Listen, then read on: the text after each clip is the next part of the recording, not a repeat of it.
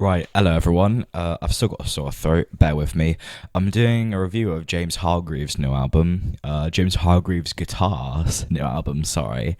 Onwards and Upwards. I'm actually listening to a track in the background as I'm recording this. It's, No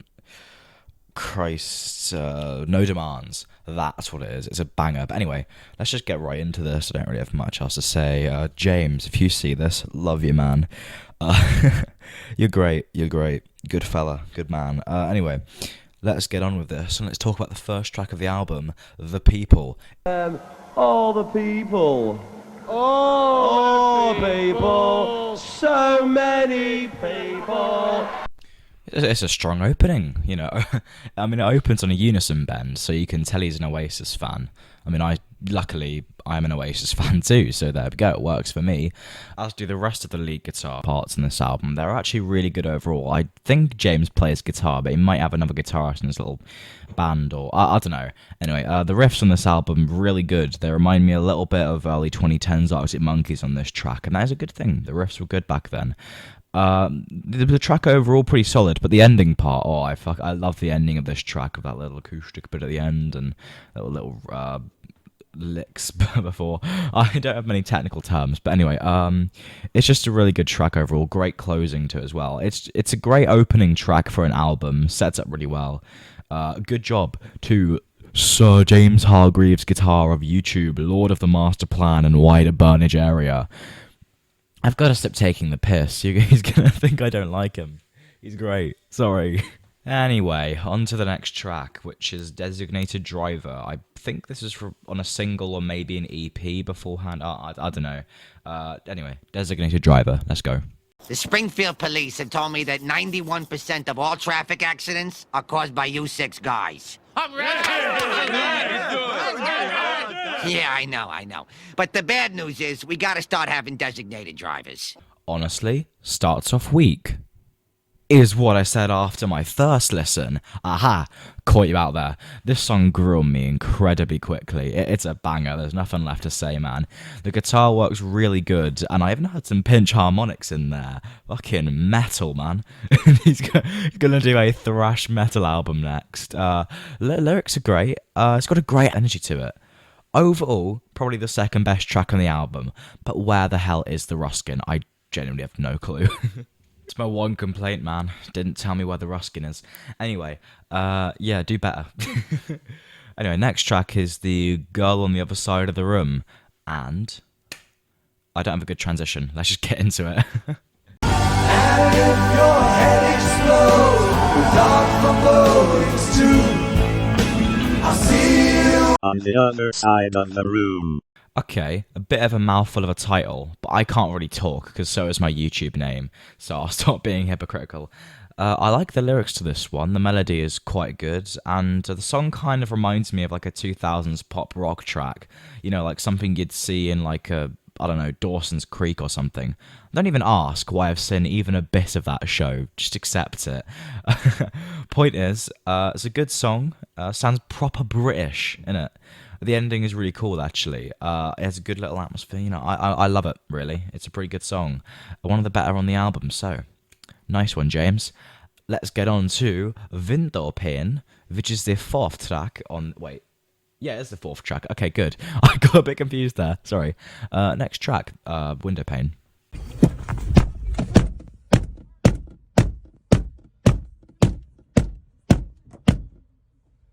Right, this track has a sweet little start, right? But something I've noticed, and I'll notice this almost immediately, is that the vocals sometimes, they really, really work. Sometimes, not as much. In no way am I saying he's a bad vocalist. I think he's great. Just that sometimes the phrasing is a little bit too British for me, if you get what I mean. Like a pronunciation of certain words, but either way, the song's really cool, has a great development, and the drums are awesome, man. The drums on this whole album are great, though. Something I didn't notice till this song was the extent of his high range in his vocals. Honestly, it's really impressive. I'm jealous. I wish I could get my voice that high. Fucking Chris Martin, honestly. Jesus. Anyway, overall, good song. I think it's like middling in the album. It's alright, but there are definitely better.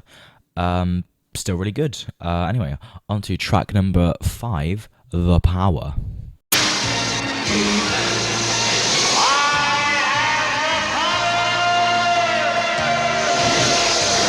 Right then, I have the power, or at least I'm listening to it.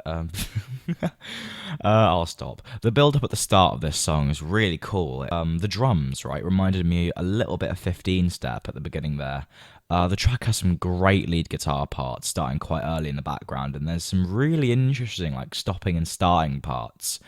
I think that James does a good job on this song vocally, and there are some little parts where, sings along with the guitar line, like, do, do, do, do, do, I don't know.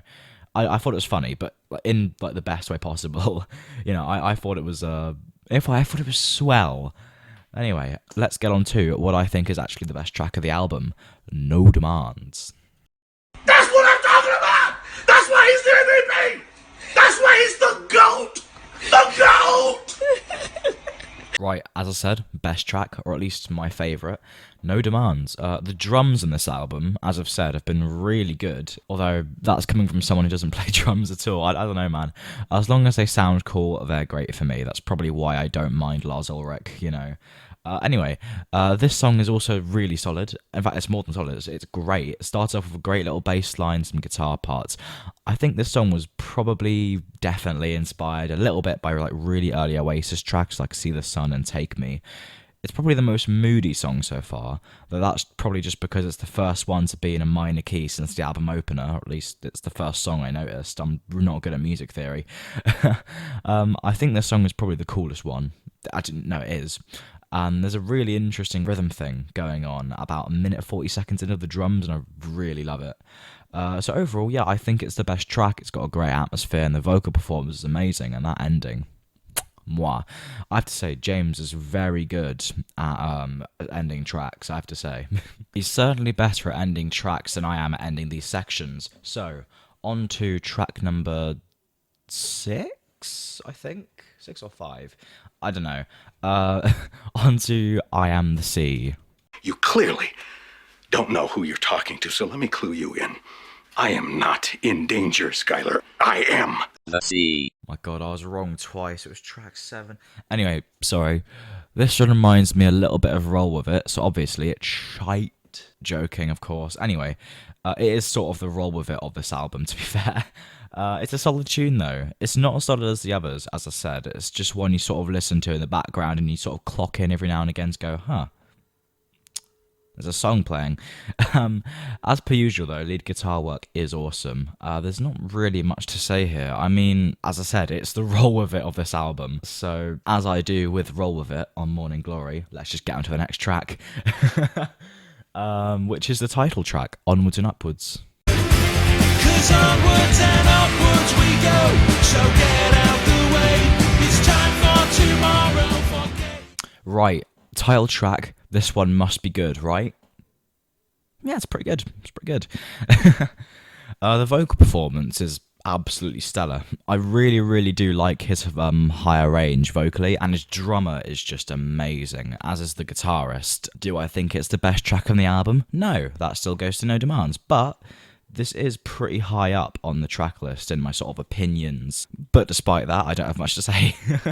I'm not very good at these little bits, so all I can really say here is it's a solid tune, and let's move on to On the Day You Came to Be. Little James, we're all the same.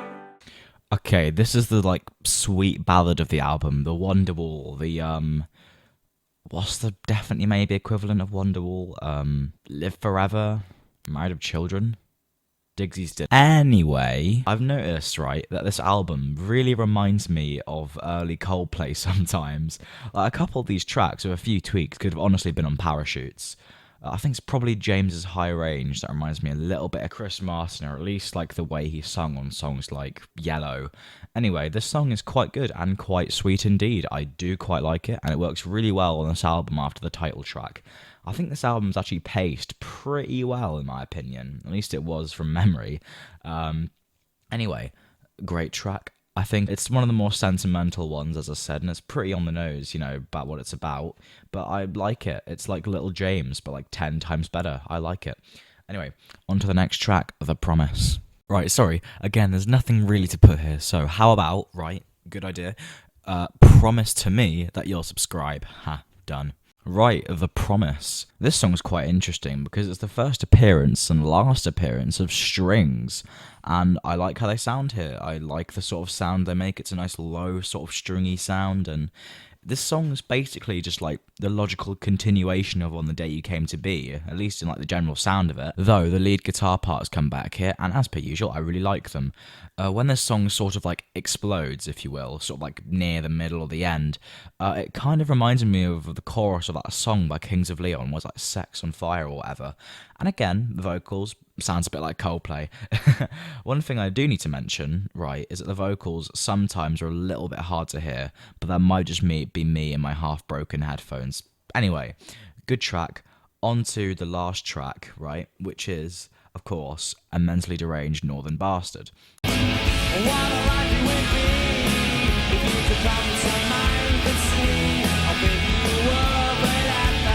Oh, what a life it would be if James Hargreaves' guitar would give me a shout. No, I'm not asking for a shout out. I'm just gonna beg for clout. Sorry. Anyway, basically, this is James' guitar. What the fuck? I can't speak. This is James's attempt to basically fuse Diggsy's Dinner and Bonehead's Bank Holiday. I shouldn't like it as much as I do, should I? I think my love of Diggsy's Dinner makes me completely biased, but I really like this song as, of course, a mentally deranged southern bastard. I think it works pretty well as an album closer. It's a pleasant listen overall, just like the album in general. I can't believe one of my favourite tracks on the album is a mentally deranged northern bastard. Anyway, that's about it for my review of the album. There's no other tracks unless he's got a secret one lying around somewhere. In conclusion, it's a really solid album with a few blips, but even the blips are still really good. So if I had to rank it out of 10, I'd give it 7.5 or an 8 out of 10, and I'm pretty confident of those answers. But anyway, that's about it. Sir James, if you're watching, good man, gold star. That doesn't sound patronising, does it? Sorry. Love you, man. I'll see you all in the next video, and have a good day, have a good evening, wherever you are. Just be good, be safe, and eat your dinner. That's important. Eat your dinner. Say thank you to your mum, whatever, or your wife, or I don't know, your weird butlers. Sorry. I'll see you in the next video. Bye bye.